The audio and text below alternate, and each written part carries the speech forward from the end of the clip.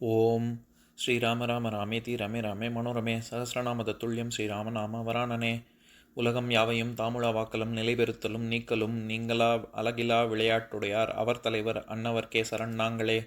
எத்திர எத்திர ரகுநாத கீர்த்தனம் தத்திர தத்திர கிருத்தமாஸ்தகாஞ்சலிம் வாஷ்பவாரி பரிபூர்ணலோச்சனம் மாருதிம் நமது ராட்சசாந்தகம். அஞ்சிலே ஒன்று பெற்றான் அஞ்சிலே ஒன்றைத் தாவி அஞ்சிலே ஒன்று ஆறாக ஆரியர்க்காக ஏகி அஞ்சிலே ஒன்று பெற்ற அணங்கைக் கண்டு அயலாரூரில் அஞ்சிலே ஒன்றை வைத்தான் அவன் எம்மை அழித்துக் காப்பான். இன்னைக்கு நம்ம கம்பராமாயணத்துல பாலகாண்டத்துல திருவதார படலத்துல 25வது பாட்டு பார்க்க போறோம். என்னை ஆளுடைய ஐயன் கலுழன் மீது எழுந்து போய பின்னர் வானவரை நோக்கி பிதாமகன் பேசுகின்றான். முன்னரே என்கின் வேந்தன் யான் என முடிகினேன் மற்ற அன்னவாறு எவரும் நீர் போய் அவதரித்திடுமின் என்றான். இதான் பாட்டு. இப்ப பதம் பெற்று பொருள் பார்க்கலாம். என்னை ஆளுடைய ஐயன், என்னை ஆட்கொண்ட தலைவனாகிய திருமால் கலுழன் மீது எழுந்து போய பின்னர் கருடன் மீது எழுந்தருளிச் சென்றதன் பின்பு பிதாமகன் வானவரை நோக்கி பேசுகின்றான். நான்முகன் தேவர்களை பார்த்து பேசலானான். முன்னரே என்கின் வேந்தன் யான் என முடிகினேன். முன்பே கரடிகளுக்கு அரசனான சாம்பவந்தன், அதாவது ஜாம்பவான் அப்படிங்கிற சமஸ்கிருத சொல் தான் சாம்பவந்தன் அப்படின்னு நம்ம தமிழ்ல சொல்றோம். சாம்பவந்தன் என்பவனாக நான் வந்து பிறந்துள்ளேன். மற்ற அன்னவாறு நீர் எவரும் போய் அவதரித்திடுமின் என்றான். மற்றும் அப்படியே நீங்கள் எல்லோரும் சென்று அவதரித்திடுவீராக என்று கூறினான். இப்ப நம்ம இந்த பாட்டுல இருக்கக்கூடிய நயங்களை பார்க்கலாம். அதாவது கம்பர் என்ன சொல்ல வர, இந்த பாட்டின் மூலமா என்ன சொல்ல வர்றாருன்னா, இவரு திருமால் வந்து கருடன் மீது கிளம்பி போனதுக்கு அப்புறம் பிரம்மா தேவர்களை பார்த்து சொல்றாரு, நான் ஏற்கனவே ஜாம்பவானாக அவதரித்திருக்கிறேன் பூலோகத்துல, அந்த மாதிரி நீங்கள் எல்லோரும் சென்று அவதரிப்பீர்களாக அப்படின்னு சொல்றாரு.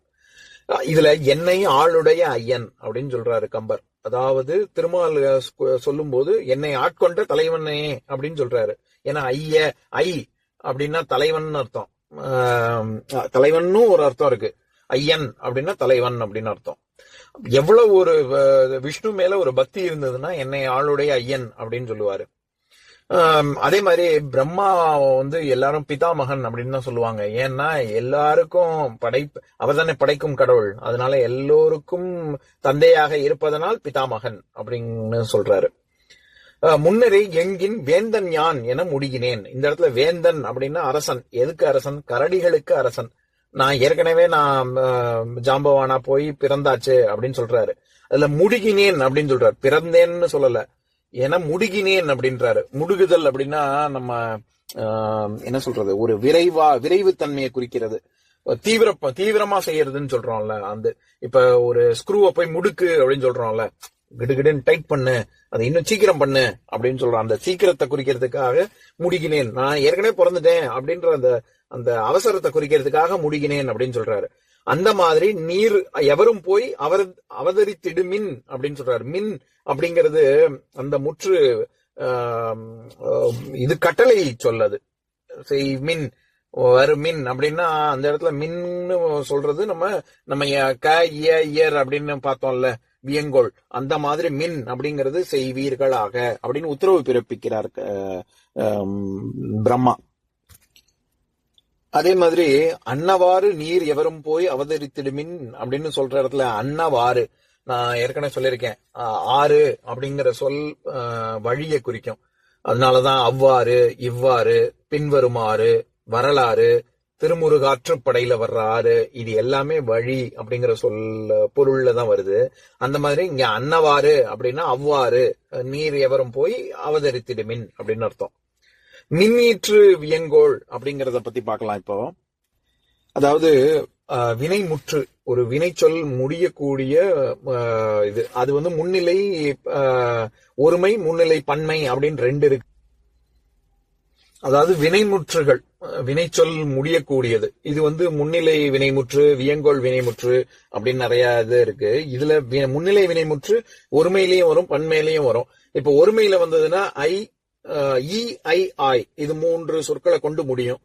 பன்மையில முடிஞ்சதுன்னா ஈர் மின் அப்படின்னு முடியும். உதாரணத்துக்கு சொல்லணும்னா உண்டாய், உண்டனை அப்படின்னா சாப்பிட்டான். ஒருமையில தான் சொல்லுவோம், ஒருத்தன் தான் சாப்பிட்டான்னு அர்த்தம். ஆனா உண்டீர் அப்படின்னா நீங்க நிறைய பேர் சாப்பிட்டீங்க அப்படின்னு அர்த்தம். உண்டீர், உண்மின் அப்படின்னா நீங்க நிறைய பேர் சாப்பிடுங்க அப்படிங்கிற பொருள்ல வரும். அந்த மாதிரி இந்த இடத்துல நீங்க அவதரித்திடுமின் அப்படின்னா இவர்கள் தேவர்களை பார்த்து சொல்றாங்க, அவங்க பன்மை தானே, அதனால எல்லார பார்த்தும் நீங்க போய் அவதரித்திடுங்கள் அப்படின்னு சொல்றாரு. அதனால இங்க அவதரித்திடுமின் அப்படின்னு வருது. இப்ப நான் பாட்டை இன்னொரு தடவை படிக்கிறேன், கேளுங்க. என்னை ஆளுடைய ஐயன் கல்லுடன் மீது எழுந்து போய பின்னர் வானவரை நோக்கி பிதாமகன் பேசுகின்றான். முன்னரே என்கின் வேந்தன் யான் என முடிகினேன், மற்ற அன்னவாறு எவரும் நீர் போய் அவதரித்திடுமின் என்றான். இன்னொரு நாள் இன்னொரு பாட்டு பார்க்கலாம்.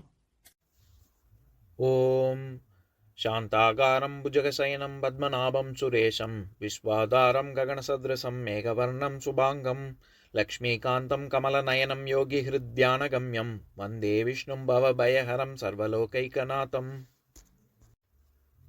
உம்பரோடு இம்பர்காரும் உலகம் ஓர் ஏழும் ஏழும் எம்பெருமான் என்று ஏத்தி இறைஞ்சி நின்று ஏவல் செய்ய தம்பியரோடும் தானும் தருமமும் தரணி காத்தான் அம்பரத்து அனந்தர் நீங்கி அயோத்தியில் வந்த வள்ளல்.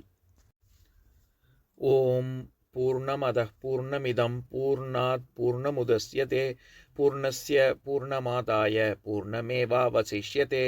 ஓம் சாந்தி ஷாந்தி ஷாந்திः. ஓம் சர்வேஷாம் ஸ்வஸ்திர்பவது சர்வேஷாம் சாந்திர்பவது சர்வேஷாம் பூர்ணம் பவது சர்வேஷாம் மங்களம் பவது. ஓம் சாந்தி ஷாந்தி ஷாந்திः. ஓம் சர்வே பவந்து சுகினः சர்வே சந்து நிராமயாः சர்வே பத்ராணி பஷ்யந்து மா கஷ்சித் துக்கபாக் பவேத். ஓம் சாந்தி ஷாந்தி ஷாந்திः.